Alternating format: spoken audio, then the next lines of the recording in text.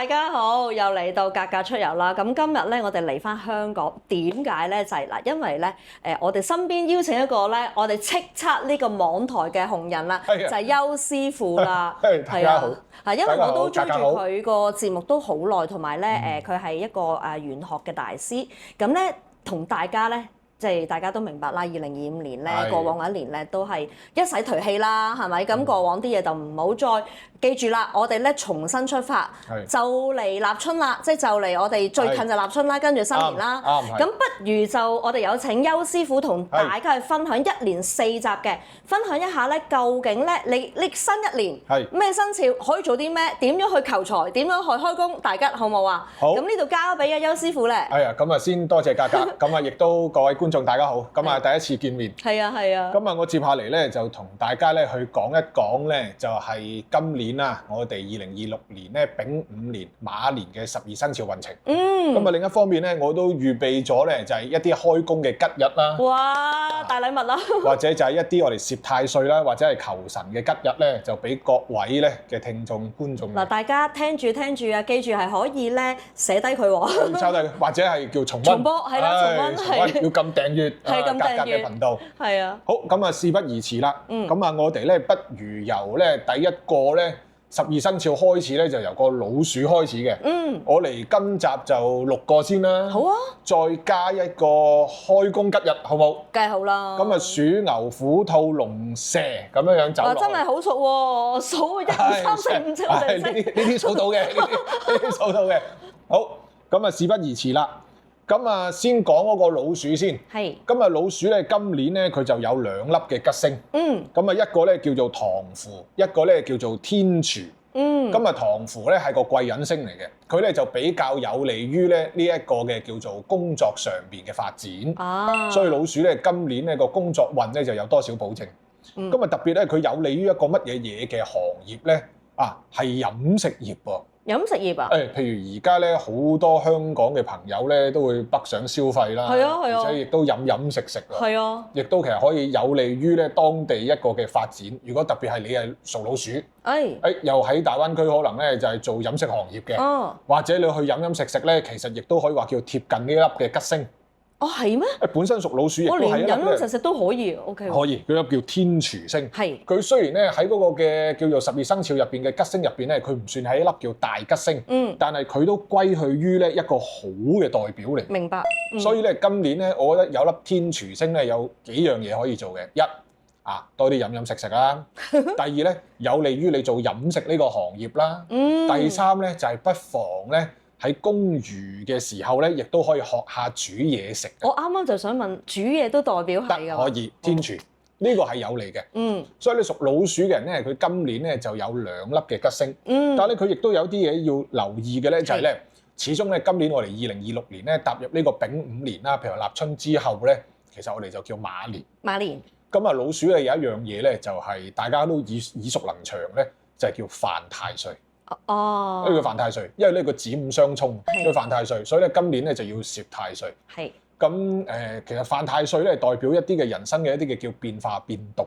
咁但係變化變動咧，其實就唔係一定係差嘅。係其實個吉凶咧都係嚟自於個動字，即係呢個動先至會有吉與凶出現噶嘛。我唔喐，明白，亦都未必有好嘢㗎。可能我一喐。亦都可能就因此而帶嚟一啲嘅麻煩。可唔可以講係變化咧？就係一個佢純粹講變化嘅啫。所以你嗰個感情可以係變化，你工作可以變化。咁當然你個工作變化咧，就可能轉工啦。係你感情變化嘅好個正面嗰方面，咁你可以結婚嘅。係家庭方面可以係生育啊，家居方面咧你可以搬屋噶嘛。可能而家大家好多特別係我嘅客人都好，好多時候都會有一個嘅計劃。就去海外或者國內定居。明白。咁呢一種嘅犯太歲，其實亦都係一種嘅驛馬嘅變動。明白。所以佢今年咧，因為佢沖太歲咧就直沖，呢個係比較緊要嘅太歲。因為每年都成日聽人講話呢個生肖犯太歲，嗰個生肖犯太歲，其實比較緊要嘅咧就係嗰個犯本命年同埋沖太歲。即係沖係淨沖嘅嚇。佢直沖嘅，佢子午係相沖。明白。所以佢叫六沖。咁佢有個咁嘅組合。所以故此嘅話咧，今年犯太歲咧比較多變化變動，而且咧佢比較多錢要使。咁啊，所以咧不妨我就話啦，去飲飲食食啦，捐下錢都算啦。可以。呢個係一個善事嚟㗎，呢個福氣嚟嘅。咁啊，提防自己咧嗰個嘅叫做身心靈嘅健康。身心靈。因為咧佢有叫天哭星咧，個人個情緒會比較鬱悶啊，所以不妨咧即係咧去睇下個世界啊，周圍去行下啊，咁呢樣嘢對老鼠嘅朋友嚟講咧，亦都係一件好事嚟嘅。好啊！咁啊，另一個咧就係講到屬牛嘅朋友啦。係。咁啊，屬牛咧，哇！今年佢掂喎，佢有3粒嘅吉星喎，包括咧就係紫微、龍德咧同埋國印星。咁啊，紫微咧，我哋算命咧有一個嘅項目咧叫紫微斗數。係係，我聽過。咁啊，哇！呢個係個紫微係粒帝星嚟嘅。咁啊，亦都有你咧，你話事啊、權力啊、老闆運啊咁樣嘅。咁啊，另外咧嘅龍德星又係有利事業嘅，國印星又有利事業嘅。咁故此咧，屬牛嘅朋友咧，佢嗰個事業運咧就好明顯。因為佢3粒吉星咧，佢亦都係訴說緊同一樣嘢。佢唔係關生育事，佢唔係關結婚事，佢唔係關財運事，佢係關事業事。所以而家咧，你向上拼搏緊嘅屬牛嘅朋友咧，咁啊呢個2026年咧，嗰個工作上面咧，我覺得不妨可以進取多啲，即係可以放膽啲，放膽，同埋勤力啲啦，都要呢個勤力啲啊，必須要個上天最中意嘅啦，就係我哋係即係叫多勞多得，係。咁同樣地咧，佢亦都有幾粒嘅凶星，咁啊暴敗天厄、天害、天煞咧，呢啲又唔算話特別大，針對於個人運程嘅。咁啊，所以話咧，佢純粹又講緊嗰個運氣上面咧，個上落會比較大一啲。咁我覺得穩打穩紮啊，咁但係工作上平時穩打穩紮，生活上面穩打穩紮，但係工作上不妨進取多啲咧，咁其實都冇乜問題。咁佢嗰個所以屬牛嘅咧，佢今年我覺得都還好嘅。都還好嘅。咁啊，但係咧，佢嗰個鼠牛到我哋到老虎啦嘛。咁啊，老虎呢一個嘅生肖咧，佢就今年就普通少少。咁但係普通少少咧，因為咧佢今年就冇乜吉星。咁會唔會行衰運㗎？冇吉星。咁啊呢度咧，我都要事先講一講。始終12生肖咧，佢係我哋算命入邊咧就8個字，一邊我哋算命嘅睇八字。八字啊，8個字。8個字。係啊。咁啊，嗰個生肖咧，其實就係1/8嚟嘅啫。所以咧，我哋聽緊呢個節目嘅朋友咧，亦都唔需要話太擔憂。哎呀，我就係屬老虎㗎啦，咁樣樣。咁啊，詳細嘅話咧，其實就根據你嗰個命盤嘅。咁只不過咧就話，如果我哋以生肖論生肖咧，咁啊屬老虎嘅朋友咧，佢今年咧確實係冇乜吉星。咁其實亦都可以係我哋生活上面嘅一種嘅提醒嚟嘅。就話今年我哋不妨樣樣嘢都保守啲啦，謹慎一啲啦，謹慎一啲，係啊，故此嘅話咧，咁今年屬老虎嘅朋友咧，就唔學得咧，好似頭先講屬牛咁樣咧咁進取啦。咁佢加上嘅話咧，佢亦都有4粒嘅凶星，紫背、白虎、大煞同埋飛廉。佢講緊咧，佢綜合嚟講緊咧，就係容易留意下一啲叫是非口舌同小人喺背後督背脊嘅。明白。所以今年咧更加就係咧，因為人際關係其實都係一個好麻煩嘅課題。咁佢今年冇吉星，亦都容易會俾人哋去指指點點嘅。咁所以話咧，佢更加咧要去好好點樣去持盈保泰嘅。咁啊，所以咧屬老虎嘅朋友不妨今年咧就係定一定落嚟，去諗一諗日後啊、未來啊，或者點樣去積極咁樣去進修或者去增值自己，等待之後嘅機會咯。咁但係當然啦，長遠要根據成個八字嘅。係。咁啊，然後我哋咧除咗老虎之後咧，亦都講到個兔仔。今日個兔仔咧，個兔仔今年好好喎。好喎。因為佢有4粒嘅吉星。係。而呢4粒嘅吉星咧，亦都當中混雜咗1粒大吉星。所以咧睇緊呢個節目屬兔仔嘅朋友咧，真係恭喜晒你！恭喜晒！因為咧佢有一粒咧大吉星咧叫天德星。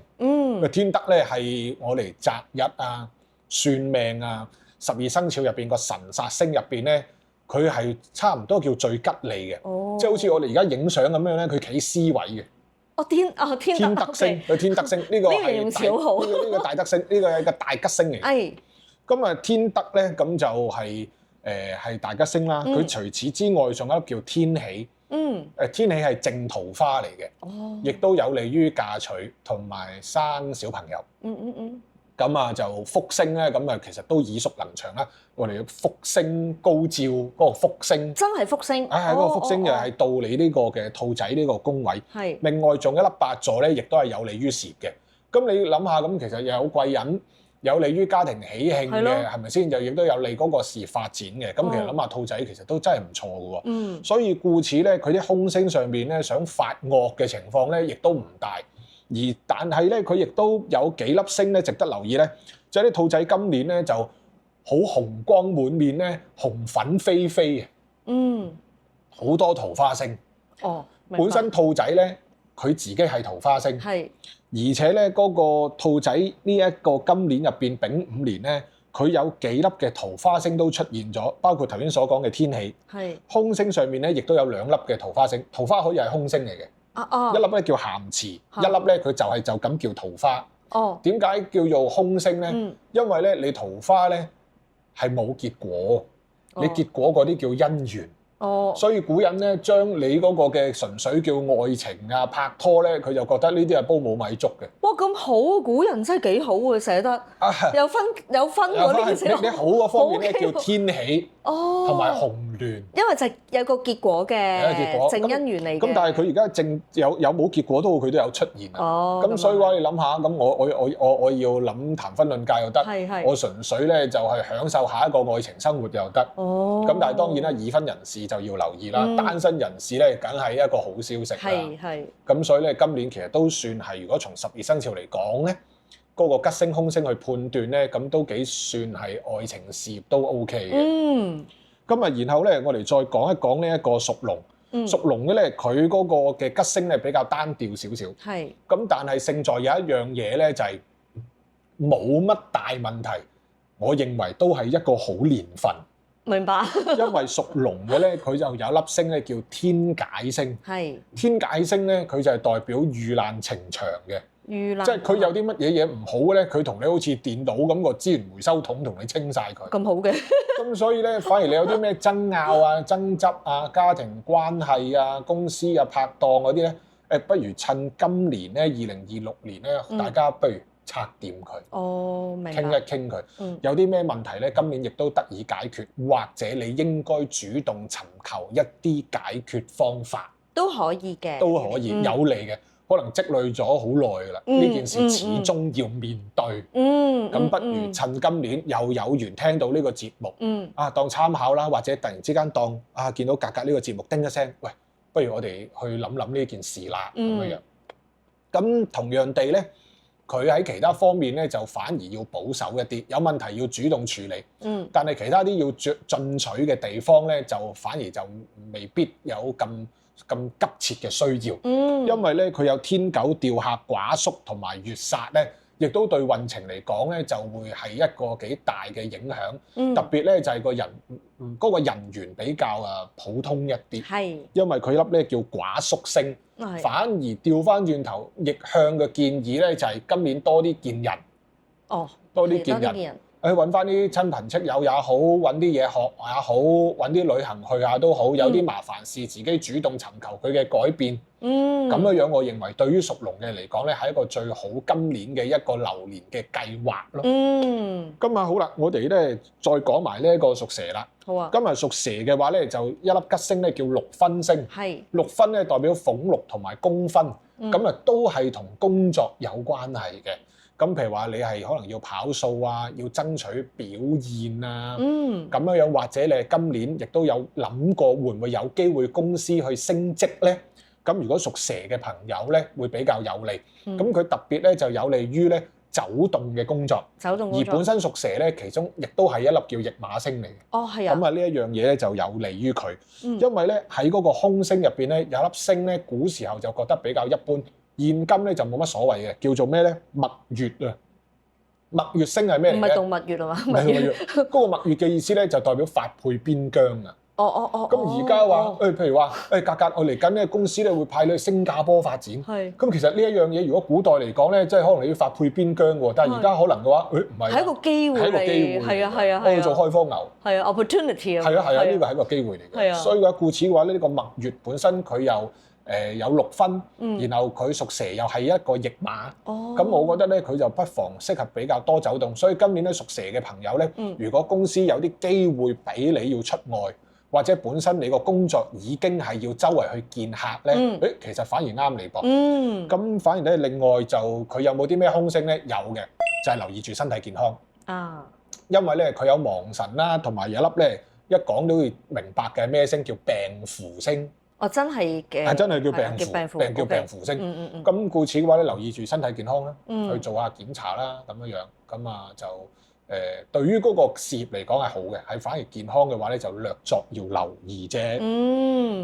咁啊，我哋咧先講呢6個生肖先。咁另外咧臨尾咧，我哋第2個部分咧，我都想為大家去提供一下咧一個開工嘅吉日。哇！呢個我要，大家都需要嘅。咁咧首先咧就咧就嗱，記住大家攞張紙攞支筆抄低或者睇重溫。重溫係啦。咁啊，首先一樣嘢咧，就係咧，我哋喺呢個今年啦，2026年啦，定係咁啊2月21號。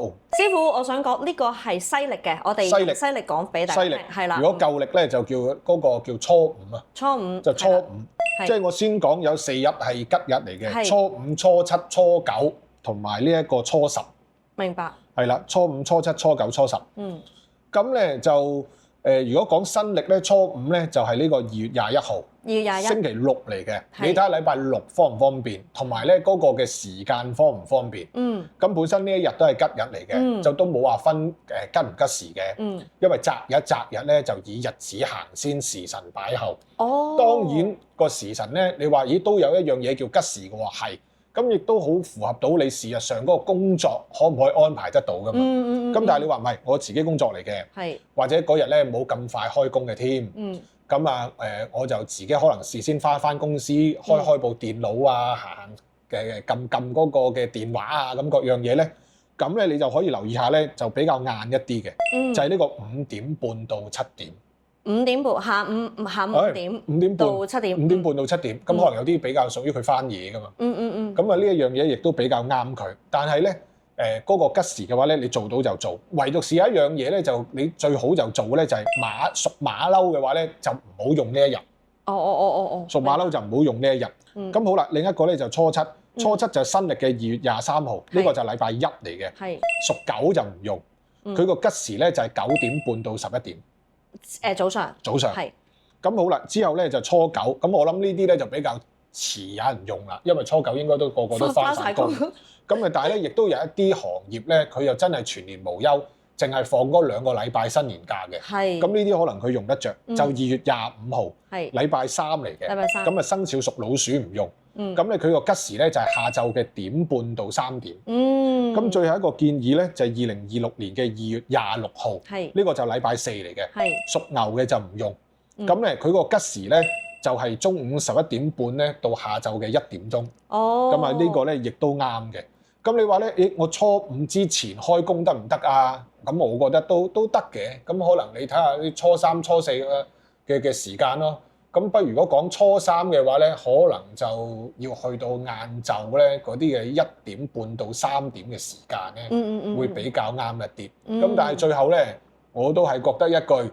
有公開咧，日日都係吉日啊！係咁，呢個又係事實上係真。呢個有公開日日都係吉日，但係如果你跟到嘅話咧，就可以參考下我頭先嘅建議嗰幾日嘅。係啊，記住大家重溫啊，或者用紙筆抄低佢，非常珍貴啊！呢個全年行好運啊！全年行好運。係啊，咁咧我哋今集就去到呢一度啦。記住大家咧留意住下一集，因為我哋1連4集就會為大家咧去分享究竟咧我哋2026年點樣去行好運啦，又身體健康啦，一家平安啦，係咪啊？咁我哋下集就繼續去留意住格格出遊同埋我哋邱師傅嘅分享啦，下集見，多謝各位，拜拜。